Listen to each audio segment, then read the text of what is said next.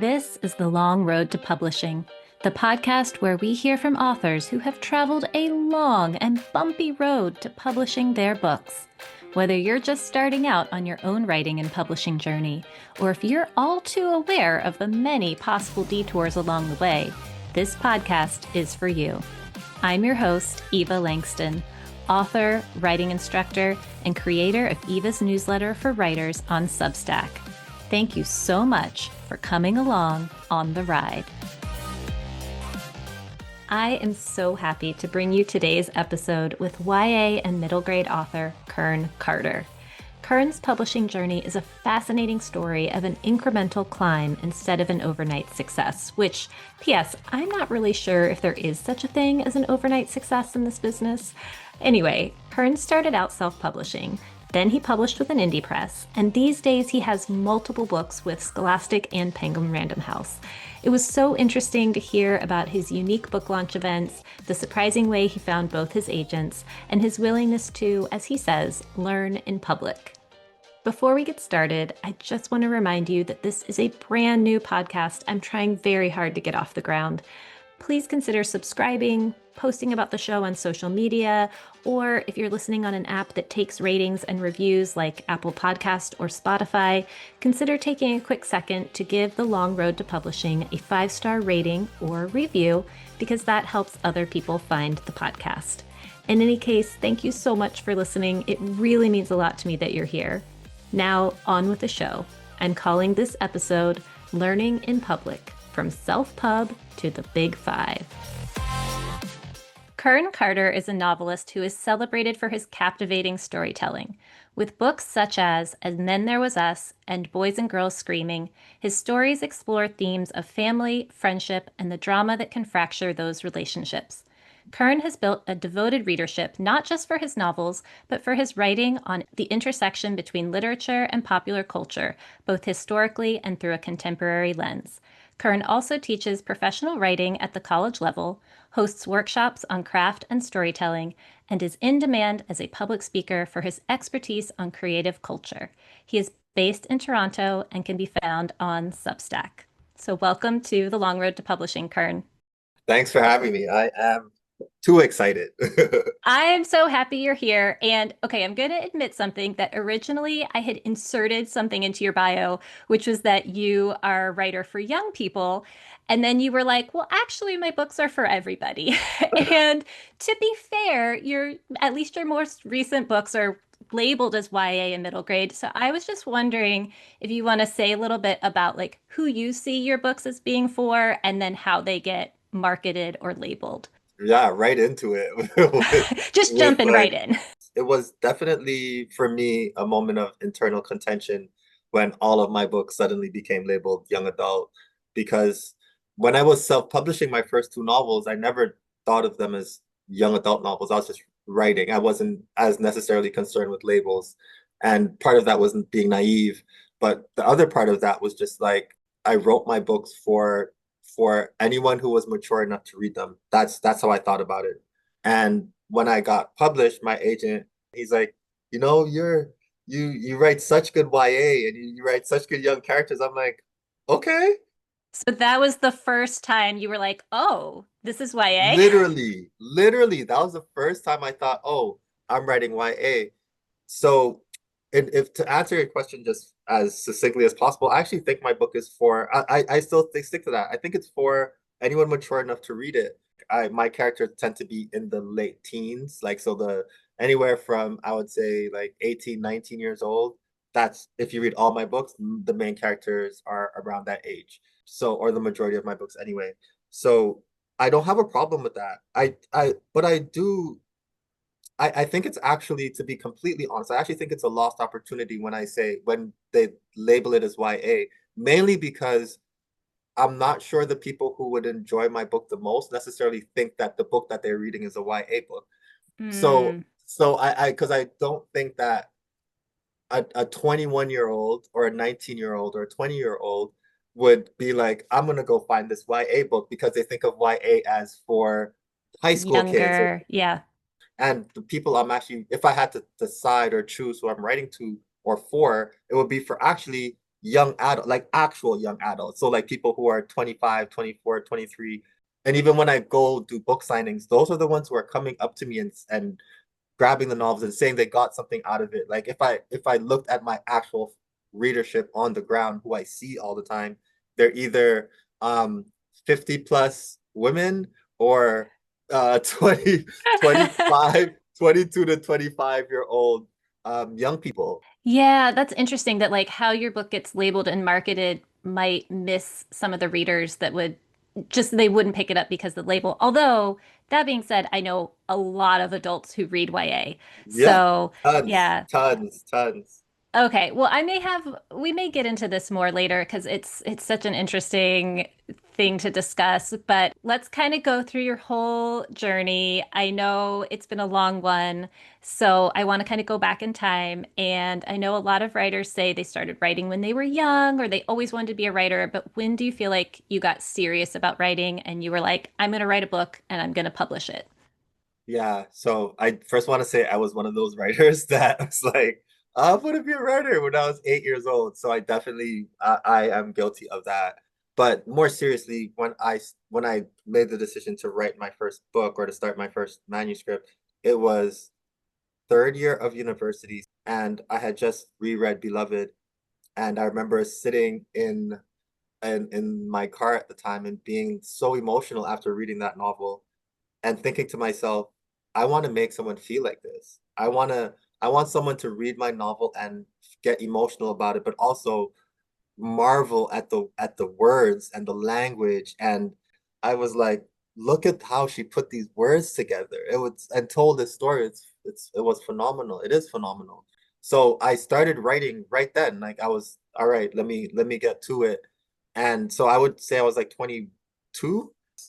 I jumped on my journey and started writing every morning at 5 a.m. And You were studying English at the time at university? yes, And then did you think at that time that you were going to self-publish, or what made you decide to self-publish that first manuscript? those thoughts never really entered my mind. My knowledge of the industry wasn't the same as it is right now. So for me, I was just like, let me write this book.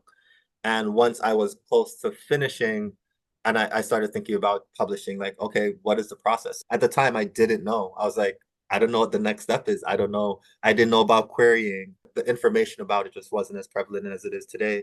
So I had to search a little bit to figure out what was next. I'm in Canada, so it was like, which publishers are even interested? How does it work? Once I figured out how it worked and publishing worked, I decided to self-publish because quite honestly, I didn't feel like I was ready yet to be published. It took me 6 years to write my first novel, and it took me 6 years because I really did not understand the technicalities to writing a novel. I thought I'm good at storytelling. I wanted to write since I was a child. I've been writing ever since, short stories here and whatnot.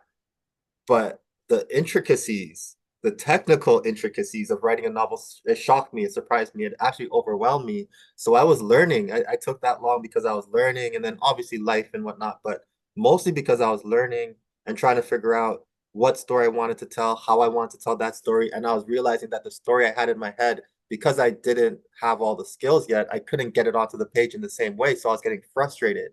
Putting together a novel was so long, and I was getting so lost in my mind with characters that I had.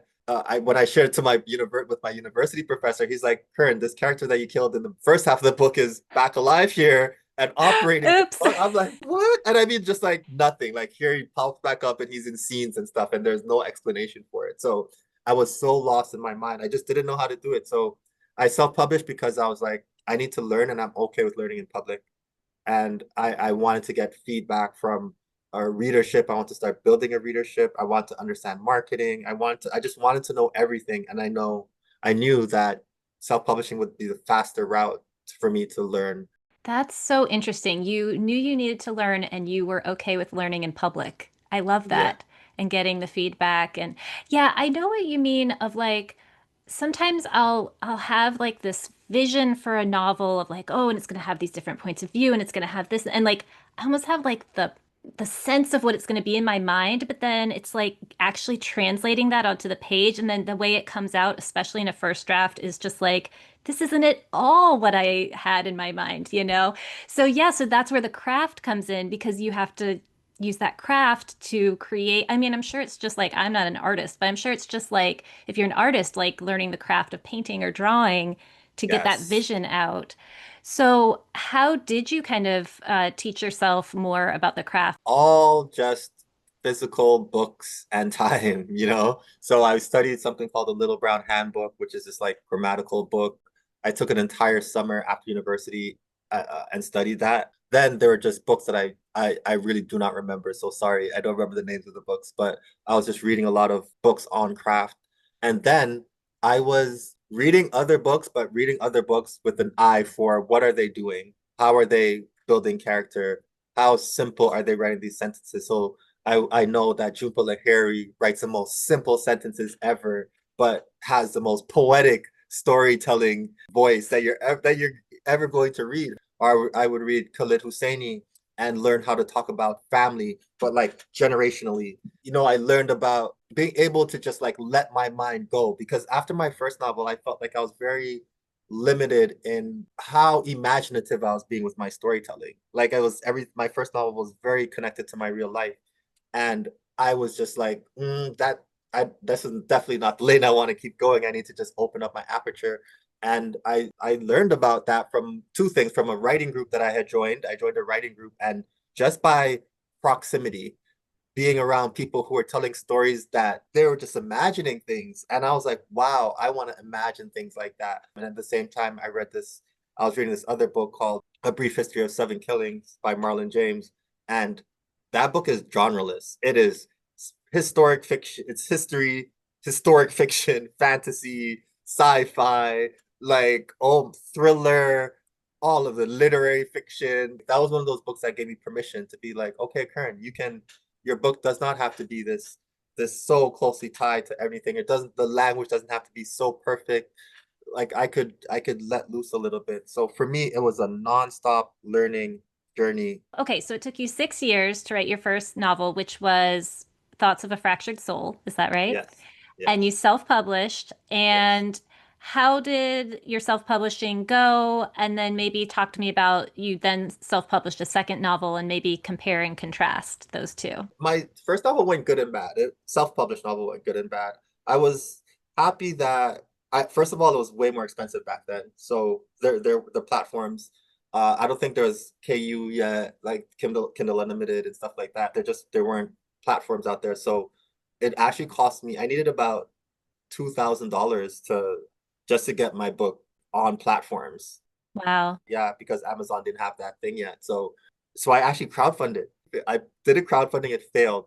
But one person who I knew through a friend personally is like, oh, I've missed a crowdfunding. Can I still contribute? I was like, yeah, I still need the damn money. So I Yeah. hope you can contribute. And he gave me $3,000. Oh my One person. gosh. Yeah, Wow. yeah. Angel. He gave me $3,000 and I used that money to self-publish my book. I was so grateful for it. So that was the kind of mix of it as far as just getting it out. But I learned so much. I learned about the process of publishing a book and what it would take. I learned about the cost. I learned about the cost of paper, what paper to choose, like little things that you wouldn't think of. I also learned about marketing and the effort that I needed to put into marketing because I thought, oh, well, everybody on social media knows I'm a writer. I don't need to like send messages to these people. I put my book out, they'll see my post. I'll sell. I had maybe like 1,000 followers. I'm like, half of them will buy a book, so I'll sell about 500 books. Like this was my thought process. Like I'm so ridiculous now. Nobody bought my book at first. Like nobody. None of my friends, I would say, bought my book. When I started speaking to them, they're like, "Oh, I didn't realize you had a book out. I saw you see you talking about writing, but I didn't realize you had a book out." So I realized I wasn't even promoting my book in the right way. I wasn't promoting it frequently enough. I did a book launch and didn't promote it at all. 10 people came out and most of them were my family. It was actually really sad for me. It was a moment where I felt really disappointed in myself. So the second time around, I was like, nope, I am not making that mistake again. As soon as I had the title of my second novel and I would say like a few chapters, I was in marketing mode. I got two art high schools together here in Toronto. We had a book cover competition. That was 2 years before the book was even out. Everyone that joined that competition ended up being on my mailing list, which I made sure I collected this time. I'm collecting emails. Then a year and a half before my second book was out, second self-published book was out, I had an art show. So I did an art exhibition using the pieces that did not win the book cover contest. We sold the pieces, gave the students some money because I didn't care about the money. I cared about people coming into the art show. I got their emails again. Um, it was a little bit different because when I did the art show, I also did a reading of what I had finished of my novel, which still wasn't finished yet. So I had an actor come in and do a reading, and it went really, really, really well. I was very happy with that. So once we got to my book launch for that second self-published novel, we had over 100 people, sold 90 plus books, and I just understood it so much better. And I did other marketing tactics getting closer to the date as well. So I didn't just stop at a year and a half. I did something like a year out, something in 6 months out. Like I was really, really on point with my marketing. So it ended up selling a lot better. My first one sold all right eventually because I eventually figured out like, oh, like I need to get into schools. I need to do this. The effort takes to get a reader is so much harder than acquiring a follower. They're two different things. So to get someone to read your novel is a whole different thing. And to buy your novel is an entirely different thing. So being also very aware of what I was doing, like I was very strategic, even when I was experimenting, because not all my marketing tactics work. Even when I was experimenting, I was still aware of what I was doing. Like I'm gonna try this. I'm gonna look at the numbers, and I'm gonna if it works, I'm gonna keep going. If it doesn't, I'm not. First of all, I think it's super cool that you did a cover contest with art high schools, which is just such a cool way to find your cover. But then also, I mean, it sounds like for the second book, you were really getting your whole community involved and like getting these art high schools involved, bringing in an actor to read your book. And like that's like you said, that's what it takes because it's so easy to like click follow on social media, but to actually get people to buy your book, to read your book, to come to an event, like I feel like you have to find a way for them to feel included or to feel like they're part of it. I don't know. It sounds like that was a really good idea. Yeah, I don't know. I think it took some bravery on your part to be doing this publicly where you're like, I'm having a reading of a novel that I haven't finished yet because, bravery, confidence, like, but it yeah, worked. delusion, all of it. But also, it then like lights a fire under you where you're like, well, I better finish this novel because now Yep, I've had all these absolutely. people come and like, yeah. So I think these are really, really great ideas for people who are considering either self-publishing or traditional publishing. I think the important lesson is just a few things, but the one that I would speak about is when you're trying to gather people and get people excited about something, I think it's important to meet them where they are. So I did an art exhibition not because I genuinely love art, but I don't do art. I'm not an artist myself. The reason I did it is because I knew there are people. I had a lot of friends who love art and are into art, and I was in downtown Toronto at the time, and that's Art Central. So people would just gravitate naturally to an art show. I had a lot of walk-ins come into that event as well. So I was like, well, the leap from visual art to a book is actually not that great. So if you come to an event and you have a good time at my event, and I now have your email, then what are the chances of you buying my book once I email you to say that my book is out? I think the chances just increase because I gave you an experience that you're going to remember. So I think that's really important, just meeting readers where they are, not trying to force them to necessarily like buy your book right away. All I was doing was just like communicating and building community. If I'm going to gather people, it better be for a really good reason. Like they better come and have a good time. When you're also putting these things together, it's important to like blend artistic mediums. So I had an actor, I had when I actually did the second book launch, I had an installation artist, and I had another actor read for me. I had a photographer for my last book launch. I had a musician for my last book launch. Like if you can start blending these artistic disciplines together, it makes your event more memorable.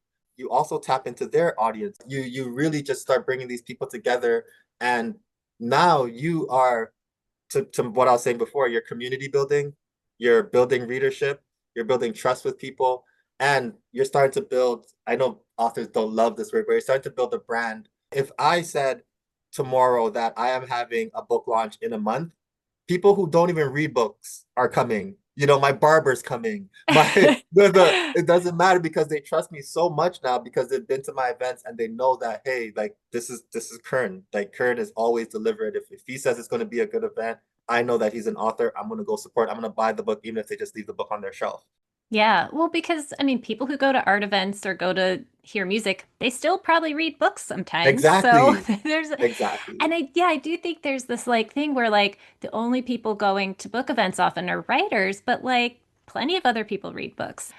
Well, okay, so you published your first two novels, and the second one was Beauty Scars, right? That's the one where you got the high school cover art artist. Yes. Is that like at what point did you decide, okay, I think I'm ready to move towards traditional publishing? I felt I was good enough. That I don't know how people are gonna take that, but I'm trying to be honest with my mindset back then. My mindset was I didn't feel like I was prepared. After my second novel, I was like, I feel prepared now. I understood the industry. I was much better at the craft. And I think I started off as a good writer. By my second novel, I was a little bit better than a good writer. I felt like I was getting to be a very good writer. I felt like I was prepared. And I wanted to take the chance of actually putting my book out there and seeing what people would say about it, specifically seeing what publishers would say about it. That was the decision for me. It was like it's time to go. It's time to take this to a different level. There's a difference between self-publishing and getting traditionally published. There's a difference in the money, there's a difference in the opportunities. And in my mind, anyways, ever since I was a boy, kind of going back to that time, when I was a boy, for me, what was important was like I was dreaming of being published by back then, Penguin and Random House were two different organizations. So I was like, Yeah. I want to be published by Penguin, and I want to be published by Random House, and I want to be published by Simon and Schuster, and I want to be published by Scholastic. I wrote these things down. For me, it was the fulfillment of a dream as well.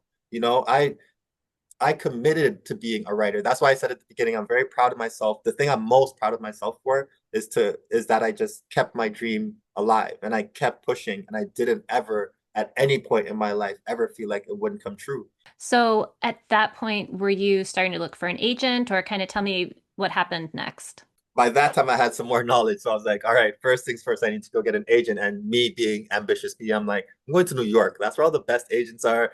I'm going to New York. So I went to New York and they had like essentially what was like speed dating with agents. You got to speak to the agents one-on-one for 5 minutes and you got to pitch your novel, right? Pitch your manuscript. So I did that. I spoke to 7 agents. 5 of them wanted my full manuscript. Sorry, what manuscript were you pitching to them for this? Yes. So I was pitching what would end up being Boys and Girls Screaming, my first published novel. Okay. Came back to Toronto. I sent them my full manuscript to 5 of them.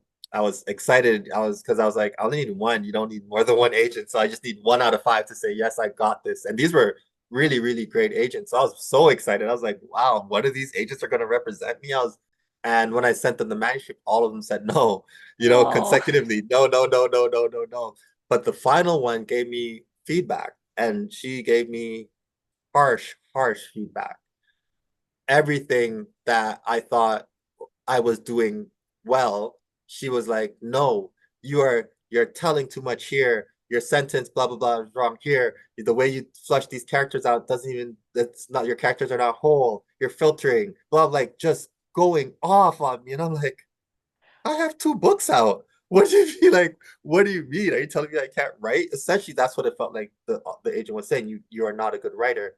So I was very defensive at first. At first, I took it personally. I was like, what does she know? I'm good. I sold a couple thousand books independently. But then I got over myself and I really put my ego in check and said, if this agent took the time to give me feedback and detailed feedback, this is a gift. I need to take this gift and I need to listen to her. So I listened to her, like really, really listened to her. And that was in November or so of 2018. And January of 2019, I put myself into a full-time novel writing class for 8 months where I worked one-on-one with a published author and we workshop Boys and Girls Screaming. And I rewrote the entire novel. I realized where all the places I went wrong in the story. Now that I had an author that I was working with one-on-one, they were pointing a lot of those same mistakes out. So I totally revamped the story, kept the characters though, because I actually thought the characters were good. And I just told a different story with those characters. And I'm not afraid to say that, like, my writing actually elevated more sharply than at any other point in my career over those 8 months. I understood writing on a much deeper level. And when I actually pitched boy, when I started querying, the first agent I sent it to said yes. You know, like it Wow. was just automatic yes. And I always stress craft to people. I think people underestimate, writers, sorry, very specifically underestimate craft. So, yeah, so I'm going to pause for any listeners and say if an agent takes the time to write you feedback, that is a gift. And that is, it might not be a gift you want to read in the moment, and it might be upsetting, but it is something that you should probably pay attention to because that means that they saw, I mean, this agent who wrote you that harsh feedback, she clearly saw something in your book or she wouldn't have taken the time to do it. And yeah, and then you kind of had to like have your feelings about it and then be like, okay, but actually she might be onto something here. But yeah, it can be so hard, I think, Yes. to see our own writing for what it is sometimes. And, that harsh feedback can, if you can actually digest it and put it, into practice, it can really elevate your writing. And then it sounds like that was a really incredible experience to be able to work one-on-one with an author Yeah. and totally revise your manuscript. And then, okay, so then you sent it to an agent and he was like, I love it and I want to sign you. Is that correct? More or less. So essentially, I had networked my way to getting an agent prior, and that agent ended up dropping me because they were a big agent. They work with big authors, but again, I networked my way in, and she took me on because of the word of somebody else. You know, we were going fine for a while. She ended up dropping me, and while I had her as an agent, who would end up becoming my agent had emailed me because he saw one of my articles online, and he's like, "Oh, I love this story. Do you have an agent? Would you be willing to write a full book length of this piece that you wrote?" And I was like, oh, I already have an agent, sorry, blah blah blah. But once that agent dropped me, I reached back out to him, but he wanted very specifically what he had saw me write online. It was nonfiction stuff. I was writing what were like essentially these mini short stories about my life, like insights into my life, my writing life, my life with my daughter. He wanted me to write about that book length. So I sent him a couple of pitches and he was like, I don't like these. I'm like, but this is what you asked for. He's like, not exactly. So my agent is very honest, and it's something I love about him as well. So I was a little nervous because I was like, man, like if he actually wants me, you saw something that he liked and he still doesn't like my pitch, what is going on? This is another lesson that I learned. It's so important to be in community wherever you live, whether it's or maybe online is probably this is possibly the same, but being in community in real life and really getting to know the literary community well is so helpful because another author who I was in community with, like meaning I would go to some of her book launches. She had this reading a series called Vacant Nobodies. Her name is Fawn Parker, and she's an author here in Canada. And we were exchanging chapters. She sent me 3 chapters of hers. I sent her 3 chapters of mine. And I sent her Boys and Girls Screaming. And she said, you should send this to your agent. Like, this is the one. And I'm like, nah, but he wants this nonfiction, blah, blah, blah. And she's like, doesn't matter what he says. Send this to him and he'll like it. She gassed me up like that, like, Yeah. no, Kern, this is it. So I sent it to him and yeah, he loved it. And it wasn't even what he was even asking for. He read the first 3 chapters, got back to me the next day. He's like, I love this, send me the rest. I sent him the rest and he loved it. I feel like this has come up before in a lot of the interviews I've done of the importance of community and finding a writing community. And so I love how you're just low key like, oh yeah, I got this other agent through networking. And it's like, wait a minute, you didn't even mention that. Yeah, so tell me like how did you kind of get into I guess the Toronto writing scene or how did you meet other writers? I know you mentioned being in a writing group. Yes. It started off with that writing group. That was the first real community, in-person community I had in Toronto. I think I started going there in 2013. We would kind of sit at a table. One of them owned a restaurant. So after the restaurant closed, he would kind of put all the chairs together and the tables together, put the chairs in a circle, and we'd sit and drink wine and whiskey and break bread and read our stories out loud to each other and then give comments on the stories. And that's when I said when I was talking earlier about being inspired by being in proximity to other writers. That's what that group was specifically what I was talking about. But then I started going to every event. I'm lucky. Toronto's a city that has a very robust literary scene. So you could go to a literary event probably every day of the week. So I started going to a lot of events and I gave myself a target of making sure I went to at least 2 literary events a week. And I tried to uphold that for a year and I kept going and going and going and going. And at one of the events, I guess the bookseller saw me so many times, she approached me and she's like, I see you around, like tell me about yourself. At that time I'd self-published two books. So I was telling her about it, and then she's like, oh, you should meet this agent I know. And she's like, come to the next my next event and I'll introduce you. And she introduced me, like walked me up to her and said, this is Kern, you should meet him, etc., etc. The agent signed me without me querying. You know, Wow. if there's a story about community that really should make you see the value in it, it's that. And I know it's not going to happen like that for everyone. That is not necessarily the goal, though. The goal to me, the story that is actually more powerful to me, is the story I told you about Fawn Parker, where she just Hmm. gave me confidence.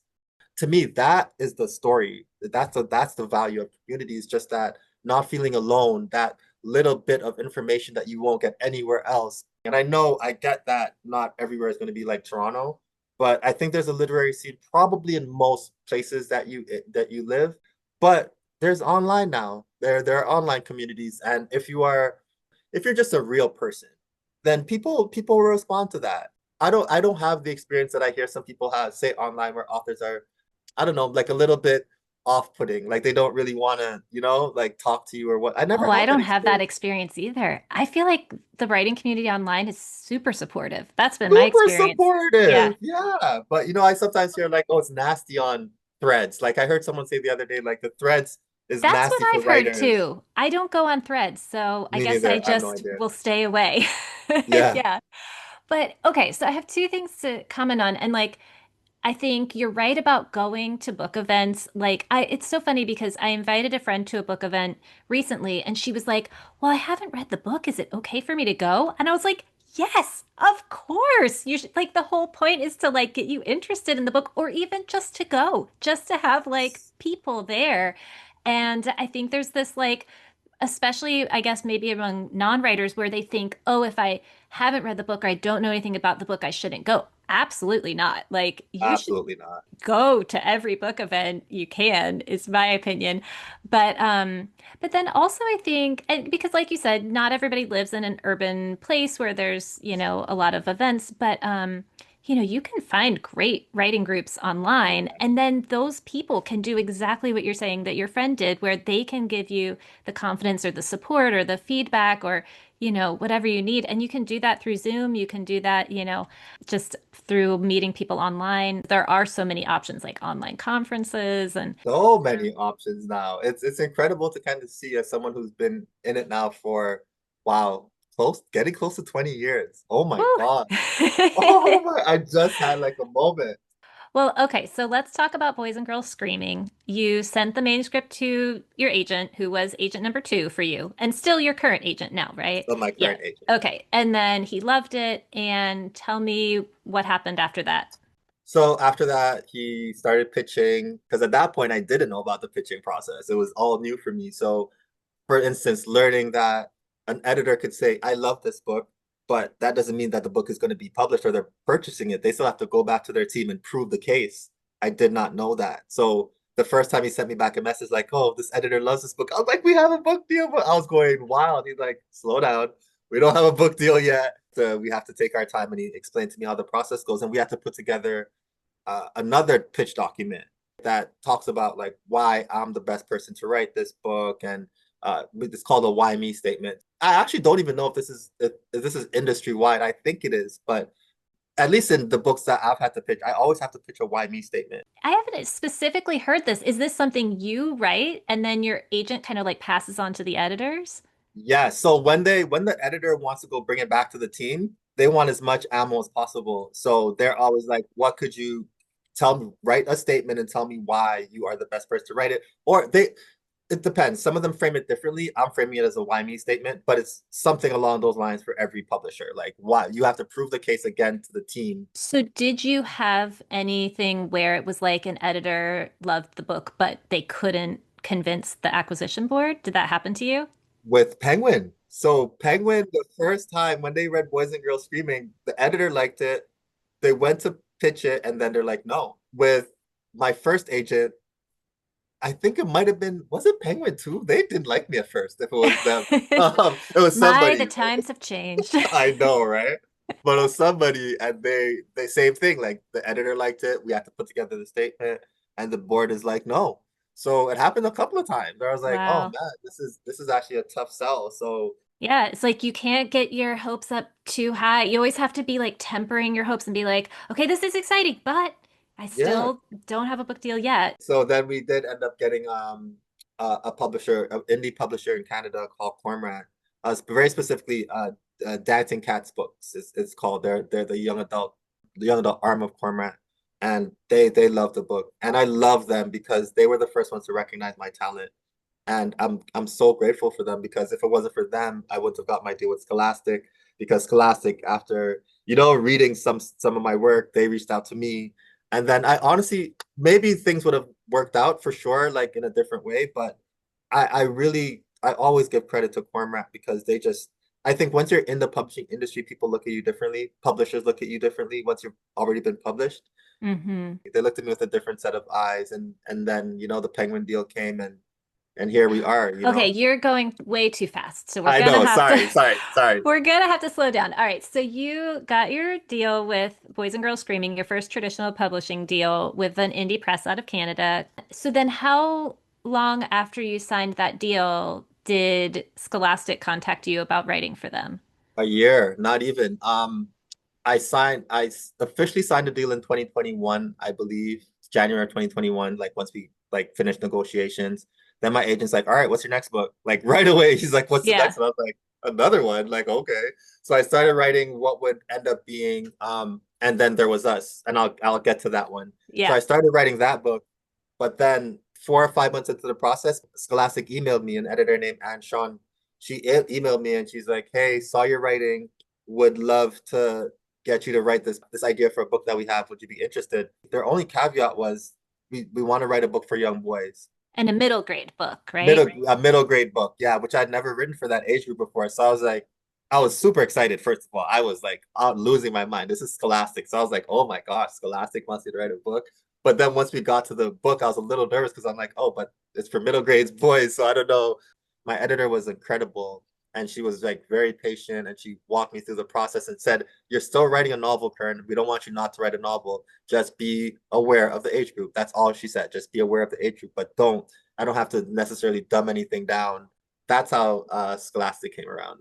That's so incredible. And yeah, and I guess if you think about middle grade, I mean, some of my favorite middle grade books, like if you look at like A Wrinkle in Time or something, the language is very elevated, you know. Yeah, So yeah, you don't necessarily have to dumb things down for that age group, but it's more just like what do they want to read about, I guess. And exactly. okay, so you had this book coming out with the indie press. Now Scholastic has knocked on your door and said, write us a middle grade book for young boys.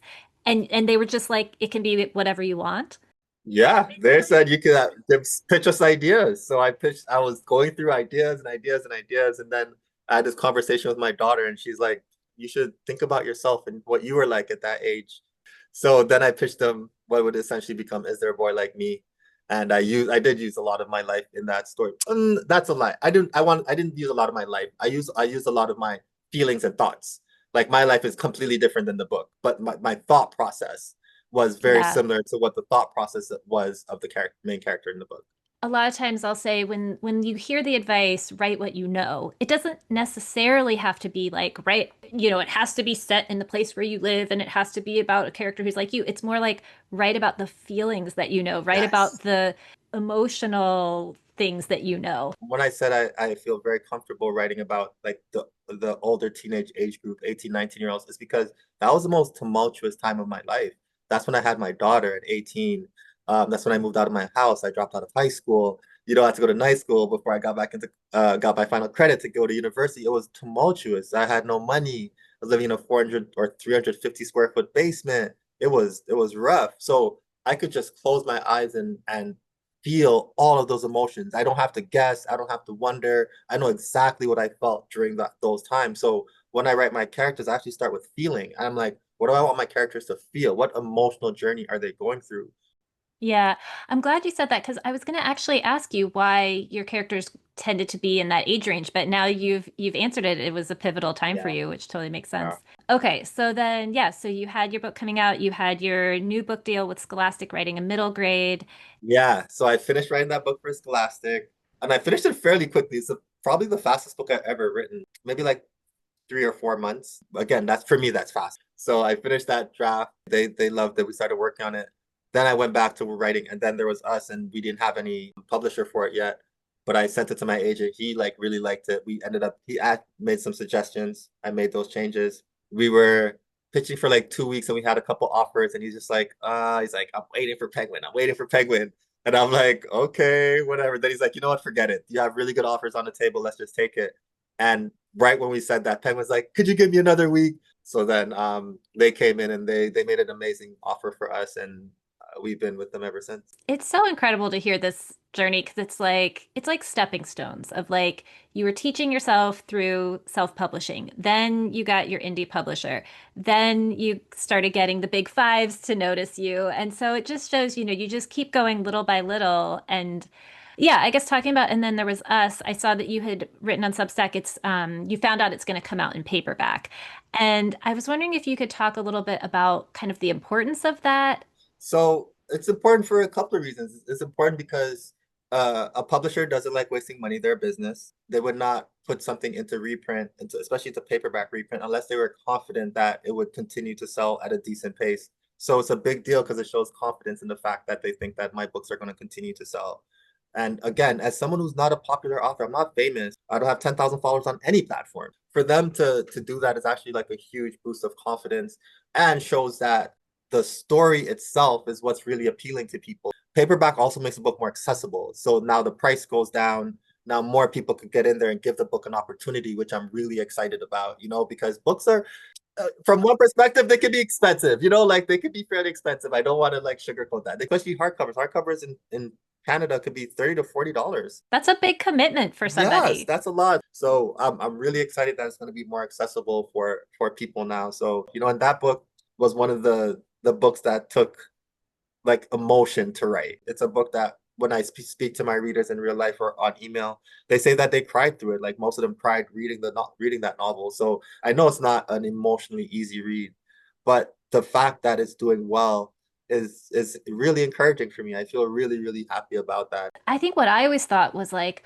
oh, a book comes out in hardback and then a year later it comes out in paperback. But it's like, it's not necessarily guaranteed, is what you're saying, right? Yeah, it's not necessarily guaranteed at all. Well, and it sounds like you are getting a lot of good news because your middle grade novel, Is There a Boy Like Me, has you sold out your advance, right? And now you're getting royalties on that.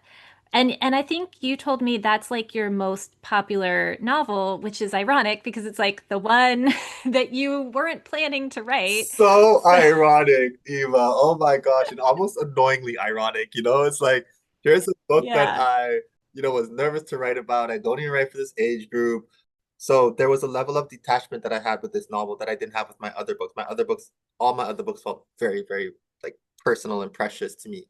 And uh, the fact that this book is a book that is most popular is not is interesting. But I'm also, again, I'm like very grateful. I know because I study the industry, I actually know how few authors actually earn out their advance. I know how few authors sell more than 200 books in a year.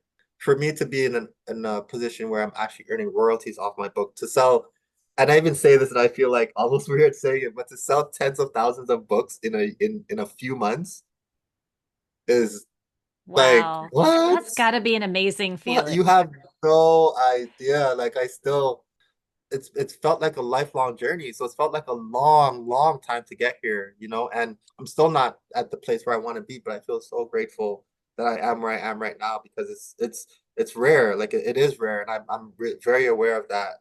That's why I really try to be as open as possible and share information all the time. Like I just want authors to feel supported and confident. And the reason my Substack is called Writers Are Superstars is because I want writers to feel like that. I want you to, it's a vote of confidence. It's like you should feel like a superstar. Like your work is important, your writing is important. Yeah, I'm very proud of myself for sure. I also feel very grateful. Sometimes I feel humbled by everything, you know, like it's because I speak to so many authors who want whatever their version of success is, you know, and haven't reached it yet. And I feel so humbled right now. So I think you've hit on like the two words that writers have to be at the same time, which is like you have to be confident, but you also have to be humble and you like have to somehow be because it's like you have to have the confidence in your writing to keep going and to send it out and to put it out there. But then you also have to be humble enough to like hear the feedback and to mm, keep improving and to, listen to like the agents that are giving you really harsh feedback. So it is like it's like you have to have both of those kind of opposing forces within you at the agreed same a time. 100,000%, especially yeah, like it's a perfect mix. And it's a hard mix because especially when you get, you know, start having a little bit of success, you feel like, well, I'm having some success, so I know what I'm doing, you know? And I never want to get into that mindset. Like I am always learning. Tonight I'm doing a 4 hour class with CC Lyra on how to write Oh, for I love her. yeah, how to write for write emotional characters. And I'm still learning. I never want to feel like I'm at a point where I'm so comfortable in my accomplishments that I'm not, first of all, learning. Second of all, being open to criticism. My agent tells me things sometimes, and I'm just like, ugh. But I do it because I trust him. I'm going to more times than not. I'm actually going to trust my agent and my editors. Yeah, I mean, I'm always grateful for constructive criticism, especially from my agent who is so smart. I'm like, oh my gosh, she's the smartest person because I know it's making my book better. And yeah, even when you're like, oh my gosh, another revision, we're still not done, but you're like, okay, it's making it better. Well, okay, correct me if I'm wrong. So you had Is There a Boy Like Me and then There Was Us both come out in 2024, Yes, is that right? yes, Okay. So what's next for you? Can you tell us anything yeah, that's happening next? absolutely. We just sold the book like earlier this year to another book to Penguin again for another young adult book that's coming out in sometime next year, so sometime in 2026. We don't have a title for it yet, so it's untitled, but that one is, I love that book so much. That book's already sold.